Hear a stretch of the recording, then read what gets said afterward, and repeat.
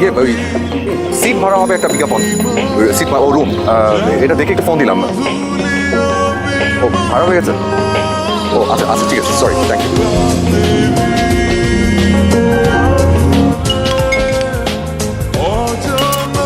Hello. আচ্ছা আমি ওই যে একটা পেইং গেস্টের বিজ্ঞাপন দেখে আপনাকে কল করলাম। জি জি বলেন।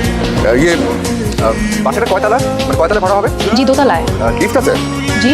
না কিছু না, কি মানে ভাড়া কত? ভাড়া থাকা খাওয়া মিলে 5,000 টাকা, আর আপনার 1 মাসের ভাড়াটা একটু অ্যাডভান্স দিতে হবে।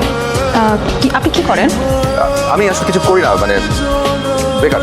ও কিছু মনে করবেন না ভাই, কিন্তু আসলে বেকার কাউকে ভাড়া দিতে চাচ্ছি না, পরবর্তীতে ভাড়া দিতে পারবে না এরকম জটিলতা তৈরি হবে তো। শুনুন আমি এমনিতে আমি কিন্তু ভদ্র ফ্যামিলির ছেলে, আমি কোনো ঝামেলা করবো না, আমি অ্যাডভান্স দিয়ে উঠবো, ঠিক আছে? মানে একটু ঝামেলা পড়ে গেছি তো আজকে আসলে উঠতে হবে আমার, আসলে এই মুহূর্তে একটা থাকার জায়গা খুব দরকার। এভাবে তো আসলে হয় না। আপনি একটা কাজ করেন, বিকেলের দিকে আপনি আমার বাসায় আসেন, আমার একটু বাবা ভাইয়ের সাথে কথা বলতে হবে তো। কোনো অসুবিধা নেই, আমি চলে আসবো।